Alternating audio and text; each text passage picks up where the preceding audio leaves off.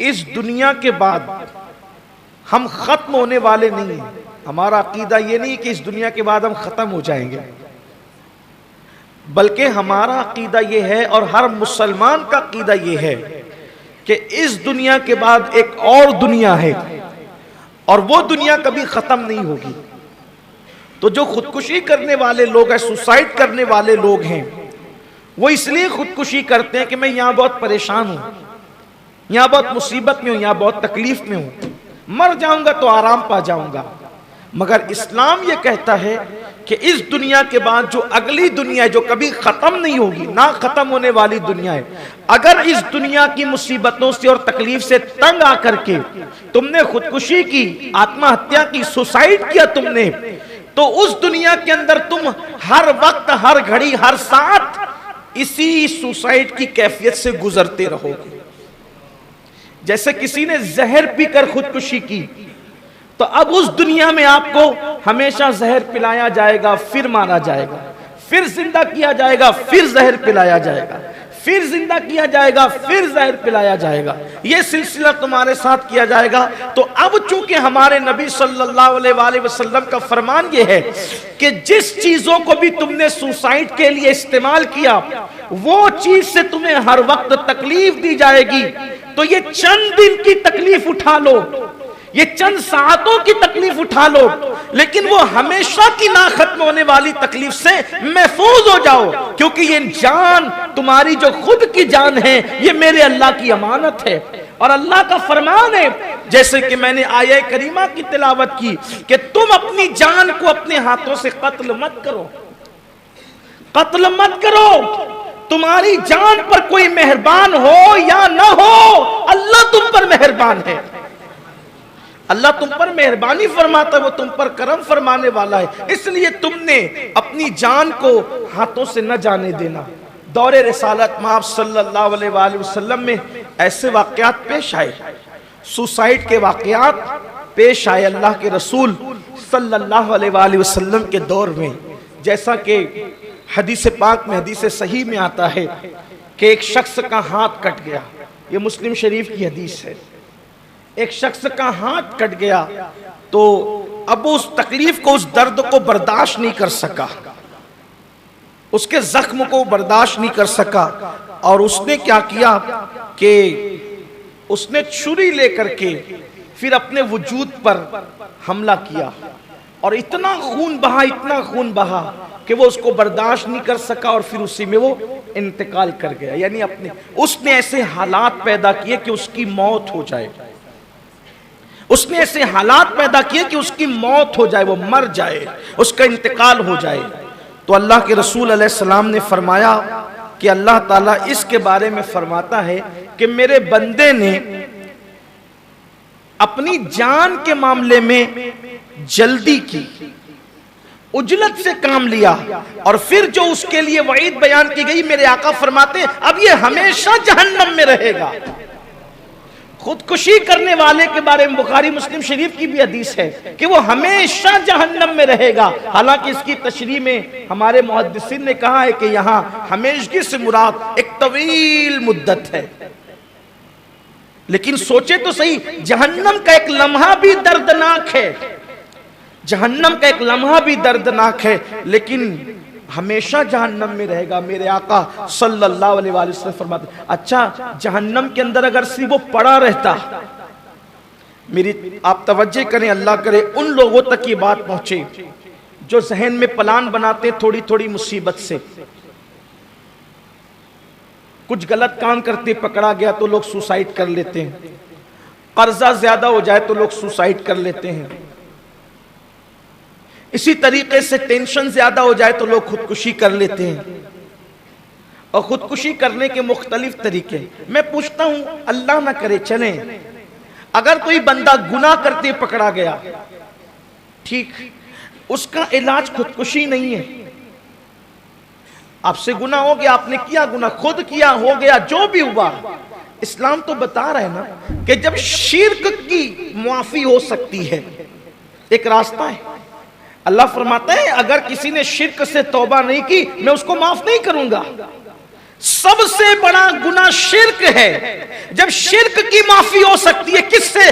توبہ اور کلمہ پڑھنے سے. تو جب شرک کو معاف ہو سکتا ہے تو وہ گناہ کیوں معاف نہیں ہو سکتا؟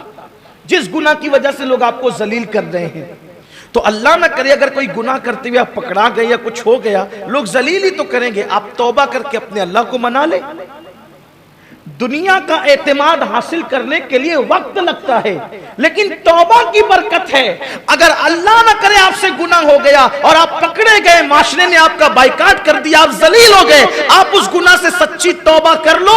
توبہ کی برکت سے اللہ تبارک و تعالی جو لوگ آپ کا بائیکاٹ کرتے ہیں، جو آپ کو ذلیل سمجھتے ہیں، اللہ ان کے دل میں بھی آپ کی محبت پیدا فرما دے گا. یہاں پر خودکشی کرنے والوں کو یہ بتانا چاہتا ہوں، اگر یہ ذہن ہے کہ یار میں نے تو یہ گناہ کیا، اب یہ گناہ کا داغ کیسے دھلے گا؟ توبہ کیجئے. ایک بات آپ سے پوچھتا ہوں، فضیل بن عیاض کا ذکر جب ہم کرتے ہیں، عزت سے کرتے ہیں یا حقارت سے کرتے ہیں؟ سچ بتانا. عزت سے کرتے ہیں. حالانکہ ہمیں پتا ہے پہلے وہ ڈاکو تھے، ڈکیتی کرتے تھے، مگر عزت سے کیوں کرتے؟ سچی توبہ کر لی تھی. یہ پورا واقعہ جب ان کی ڈکیتی کا بیان ہوتا ہے، کسی ایمان والے کے دل میں ذرہ برابر ان کے لیے حقارت پیدا نہیں ہوتی، بلکہ محبت ہی پیدا ہوتی، الفت ہی پیدا. یہ سچی توبہ کی برکت ہے. کیوں؟ جب اللہ نے کہہ دیا ان اللہ یحب التوابین، ہم توبہ کرنے والوں کو اپنا محبوب بنا لیتے ہیں. تو جس کو خدا محبوب بنا لے تم اس کو مردود کیسے کر سکتے ہو؟ اس لیے اگر اللہ نہ کرے زندگی میں کوئی گناہ ہو گیا اور بدنام ہو گئے، ڈرو مت، اس کا راستہ ہے سچی توبہ کرو. اسی طرح سے ٹینشن میں آ جاؤ، اس کا بھی راستہ. ٹینشن میں آؤ، وضو کرو، لا حول شریف پڑھو. ٹینشن کا بہترین علاج ہے لا حول شریف. کوئی 100 مرتبہ لا حول ولا قوت الا باللہ اپنی زندگی میں لازم کر لے، انشاءاللہ اس کو کبھی ٹینشن بے چین نہیں کرے گا، وہ ہمیشہ پرسکون رہے گا. سکون چاہتے ہو، لا حول کو لازم پکڑو، کیونکہ میرے آقا صلی اللہ علیہ وآلہ وسلم فرماتے ہیں یہ عرش اعظم کے خزانوں میں سے خزانہ ہے. ڈپریشن کا بہترین علاج لا حول شریف کے اندر ہے. آپ کو بتاؤں شیطان سے بڑا ٹینشن دینے والا کون ہوگا؟ قرآن کہتا ہے ان الشیطان للانسان عدو مبین، کہ بے شک شیطان انسان کا کھلا ہوا دشمن ہے. دنیا میں شیطان سے بڑا ہمارا کوئی دشمن نہیں ہے. ارے جب لا حول کی برکت سے شیطان بھی بھاگ جاتا ہے تو کون سا دشمن نہیں بھاگ سکتا؟ اس لیے لا حول کو لازم پکڑو، درود شریف کی کثرت کرو، ٹینشن دور ہوگا، ٹینشن کا خاتمہ ہوگا. قرض کا مسئلہ ہے، آسان ہے، محنت کرو، کوشش کرو، کاوش کرو، اور سورج نکلنے سے پہلے، فجر کی اذان سے لے کر سورج نکلنے سے پہلے 100 مرتبہ سبحان اللہ وبحمدہ سبحان اللہ العظیم وبحمدہ استغفر اللہ. اس وظیفے کو روز پڑھو. میرے کریم آقا کی زبان ہے، میرے نبی کا فرمان ہے، اگر پہاڑوں برابر کسی پہ قرضہ ہوگا اللہ اس کی بھی ادائیگی کے لیے اسباب پیدا فرما دے گا. مال آنے کا بہترین ذریعہ، اگر سب سے زیادہ مالدار بننا ہے، مالدار بننے کا بہترین وظیفہ ہے سبحان اللہ وبحمدہ سبحان اللہ العظیم وبحمدہ استغفر اللہ. دیکھو ہر نیکی پر کہا گیا کہ اتنا ثواب ہے، اتنا ثواب ہے، اتنا ثواب ہے، لیکن یہ جو سبحان اللہ وبحمدہ، اس پر حضور نے فرمایا میزان بھر کے نیکی ملتی ہے. ارے کہیں نہ کہیں سے مال کا تعلق میزان سے ہے کہ نہیں ہے؟ ترازو سے ہے کہ نہیں ہے؟ ترازو سے کون سی چیز لیتے ہو؟ مال ہی تو لیتے ہو، مال ہی تو دیتے ہو. گویا کہ اشارہ کیا جا رہا ہے ارے نادان، جب اس کو پڑھنے سے میزان بھر جاتا ہے تو تیرا ترازو کب خالی رہے گا؟ اس لیے اس کو پڑھنے کی عادت ڈالو. بات آگے کی طرف بڑھانا چاہتا ہوں تو، لیکن اگر کوئی خودکشی کرتا ہے ٹینشن کی وجہ سے، قرض کی وجہ سے، ناکامی کی وجہ سے،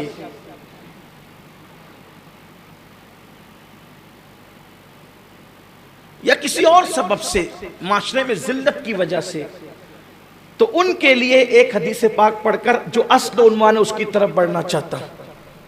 اصل عنوان، اگر یہ سوچتے ہو کہ خودکشی کروں گا تو آرام پا جاؤں گا، یہ غلط فہمی ہے. زہر پی کے خودکشی کی تو جہنم کے اندر ہمیشہ زہر پلا پلا کے مارا جائے گا، پھر زندہ کیا جائے گا، پھر چھری گھونپ کر کوئی ہتھیار گھونپ کر خودکشی کی تو جہنم کے اندر ہمیشہ تمہیں چھری گھونپی جائے گی اور فرشتے گھونپیں گے۔ آپ سوچیں کہ چلو ایک مرتبہ چھری گھونپ کر کے پھر آرام پا جائے، آرام نہیں ملے۔ کسی نے کہا تھا نا، گر یہاں چین نہ پائیں گے تو مر جائیں گے، گر یہاں چین نہ پایا تو مر جائیں گے۔ تو کسی دوسرے نے بھی جواب دیا تھا، مر کے بھی چین نہ پایا تو کدھر جائیں گے؟ یہاں سے تو رائے فرار اختیار کر رہے ہو کہ مر جائیں گے۔ موت مسائل کا حل نہیں ہے، مسائل سے مقابلہ کرنے کی طاقت اپنے اندر پیدا کرو، مسائل سے نپٹنے کی قوت اپنے اندر پیدا کرو۔